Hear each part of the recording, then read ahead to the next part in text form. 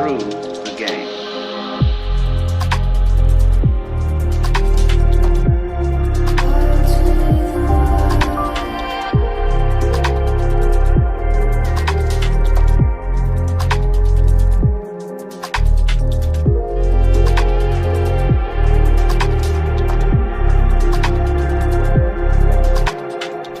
There really is no other secret than that.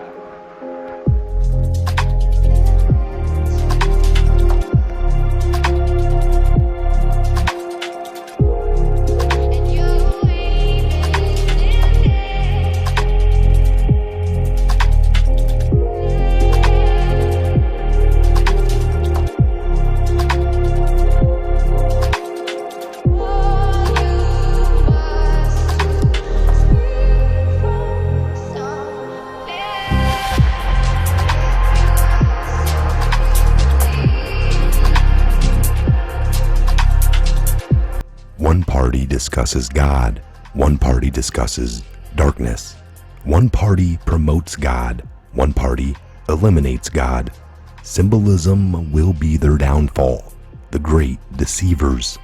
When was the last time you witnessed a D-party leader being patriotic? In the brackets, exhibiting national pride, love of country. When was the last time you witnessed a D-party leader speak out against the riots, the violence in the streets? When was the last time you witnessed a D-party leader support those who took an oath to protect and defend? When was the last time you witnessed a D-party leader support and call for unity across our nation? All assets deployed, information warfare, infiltration, destruction of America. Have faith in humanity, have faith in yourself. United we stand. God wins. Q.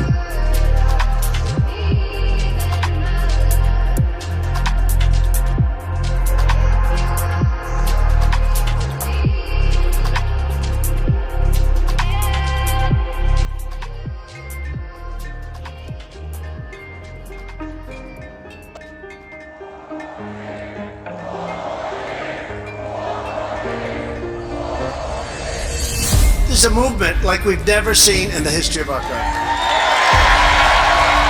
Wisconsin is Trump country. And that's what this fight is all about. We're taking on the failed political establishment and restoring government of, by, and for the people. It's the people. You're the people.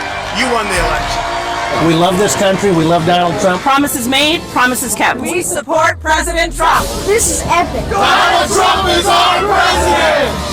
With every last ounce of heart and hope and sweat and soul, we are going to make our stand.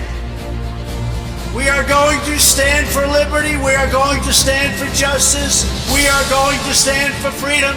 And we are going to stand for the sacred rights. December 21st, 2017, executive order blocking the property of persons involved in serious human rights abuse or corruption. Then on January 31st, 2020, executive order on combating human trafficking online, child exploitation in the United States.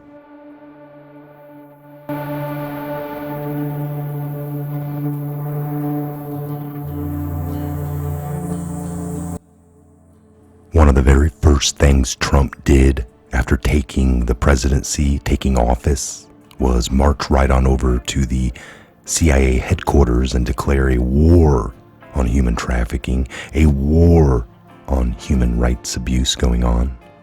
And there's been very little to no coverage of this, other than on the independent news channels like the Patriot Hour and many, many others in the battle against the false propaganda media, lying media, for they lost control of their system they controlled when Trump interrupted it. Think about it. Right now, typically in an election year, the Illuminati, the deep state, are sitting back, smoking their cigars and their 200-year-old brandy.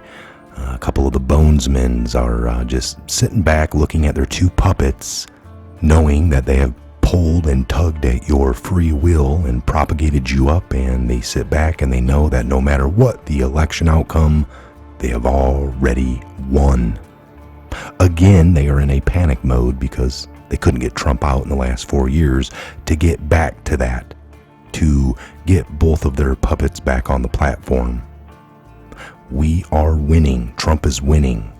They have lost control. By looking through the TV, they try to shape your reality. But in real reality, Trump is filling up arenas. He was having 20,000 that couldn't get into his rallies. The illusion has been broken forevermore, so much so that these people in panic decided to shut down the world till after the election. They have lost that much control. Over 30,000 for the arenas. Biden couldn't fill up the back of a truck bed. Those with the eyes to see and the ears to hear do. Remember, God gave you 2 ears and 1 mouth. You should always listen twice as much as you speak. QAnon targets pedophiles, sex traffickers, and Satanists. Twitter, Facebook, Instagram, and the MSN, mainstream lying media, target QAnon. Making sense to you yet? It is easy. If you're talking with family, friends, or just coworkers or people in general and they line up, their viewpoint lines up with the MSN, which you know with all of your training and digging and researching, that you don't believe in the mainstream, that you kind of line up with what Trump says, the fake news media. So if you line up with the media, then it is clear where you stand. President Trump loves to get before the camera in one way or another.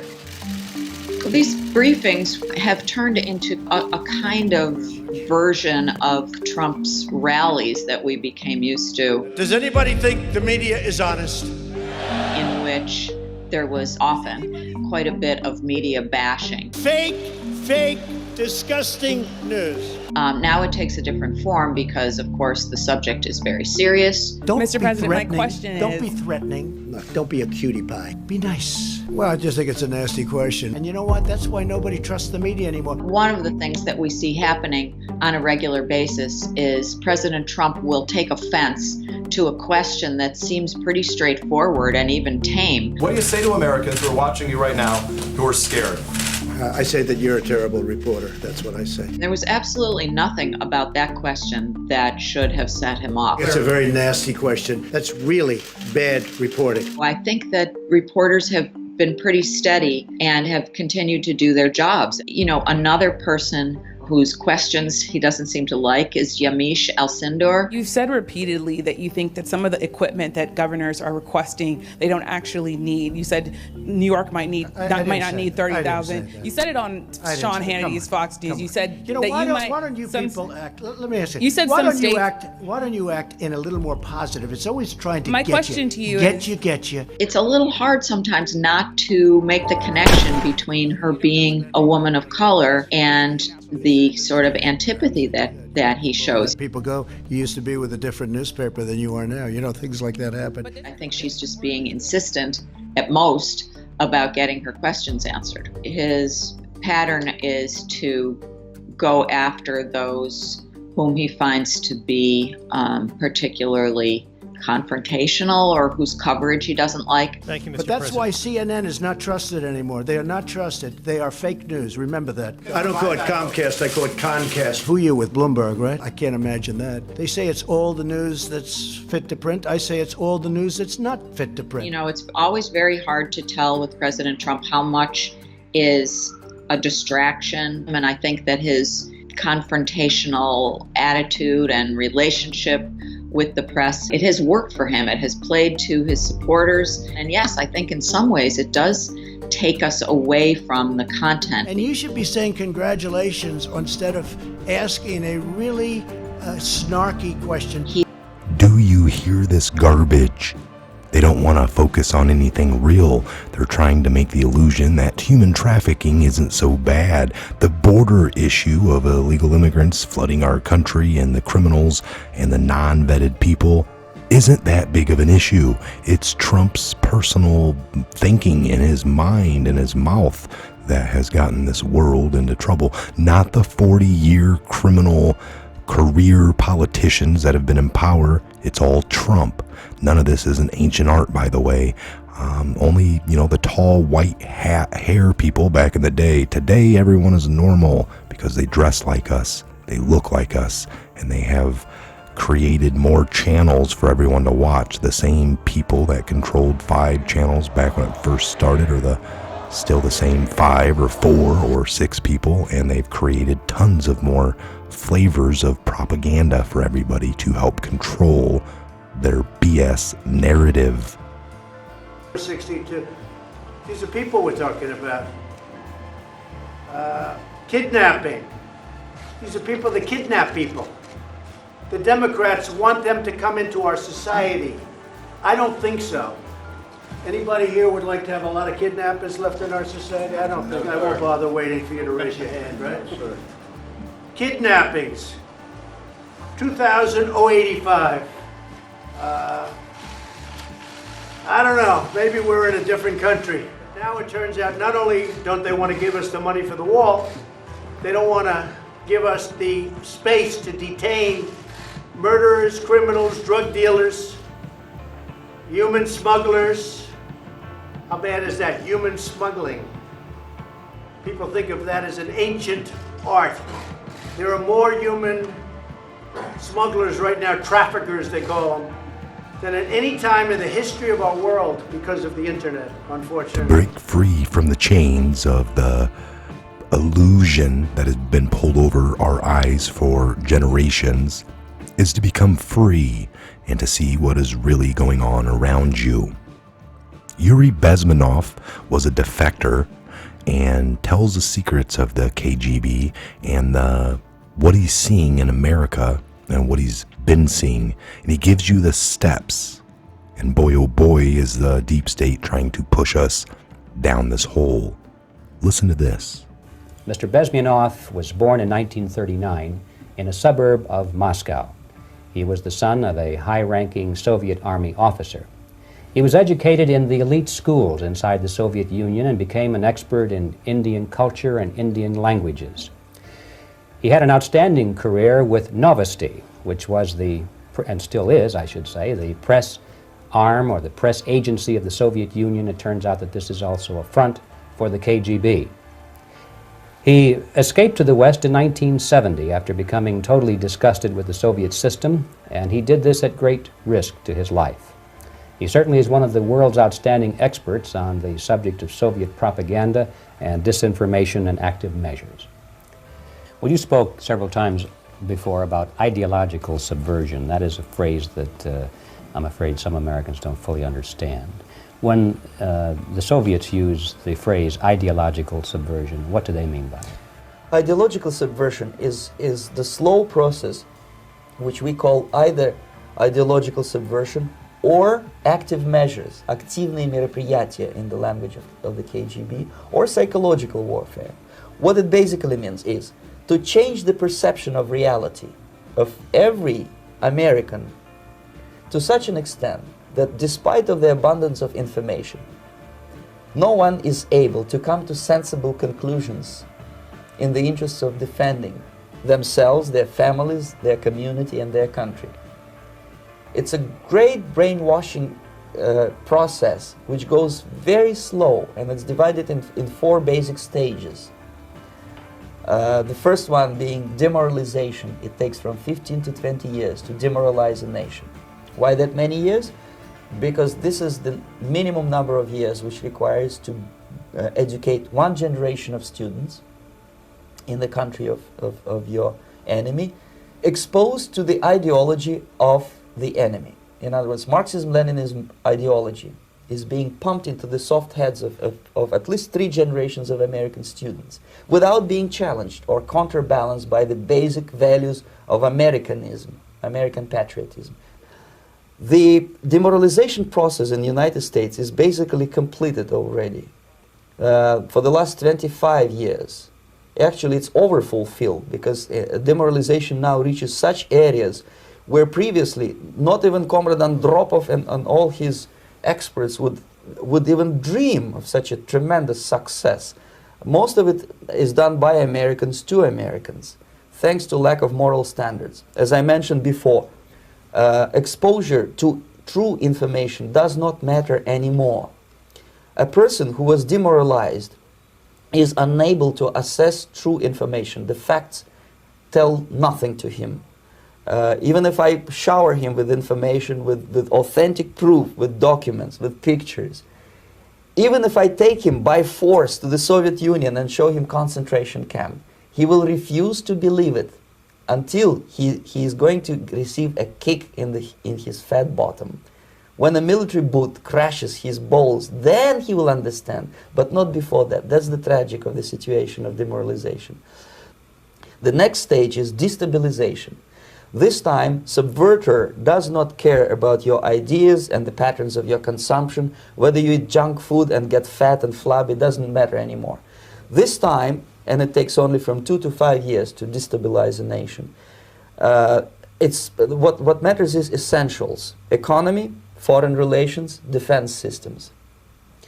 And you can see it quite clearly that in some areas, in such sensitive areas as defense and economy, the influence of Marxist-Leninist ideas in the United States is absolutely fantastic. I could never believe it 14 years ago when I landed in this part of the world that the process will go that fast.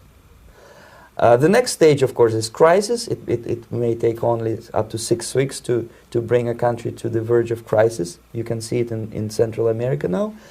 And after crisis, with a violent change of power, structure, and economy, you have so-called the period of normalization. It may last indefinitely. Normalization is a cynical expression borrowed from Soviet propaganda. When the Soviet tanks moved into Czechoslovakia in '68, Comrade Brezhnev said, "Now the situation in brotherly Czechoslovakia is normalized." This is what will happen in the United States if you allow all these schmucks to bring the country to crisis, to promise people all kind of goodies and the paradise on earth, to destabilize your economy, to eliminate the principle of free market competition, and to put a big brother government in Washington, D.C., with benevolent dictators like Walter Mondale, who will promise lots of things, never mind whether the promises are fulfillable or not. Your leftists in United States, all these professors and all these beautiful civil rights defenders, they are instrumental in the process of the subversion only to destabilize the nation. When their job is completed, they are not needed anymore. They know too much. Some of them, when they get disillusioned, when they see that Marxist-Leninists come to power, obviously they get offended. They think that they will come to power. That will never happen, of course. They will be lined up against the wall and shot. But they may turn into the most bitter enemies of Marxist-Leninists when they come to power. And that's what happened in Nicaragua. You remember most of these former Marxist-Leninists were either put to prison or one of them split, and now he's working against Sandinistas. It happened in Grenada when Maurice Bishop was already a Marxist. He was executed by a new Marxist who was more Marxist than this Marxist. Same happened in Afghanistan when first there was Taraki, he was killed by Amin, then Amin was killed by Babrak Karmal with the help of KGB. Same happened in Bangladesh when Mujibur Rahman, very pro-Soviet leftist, was assassinated by his own Marxist-Leninist military comrades. It's the same pattern everywhere. The time bomb is ticking with every second. The disaster.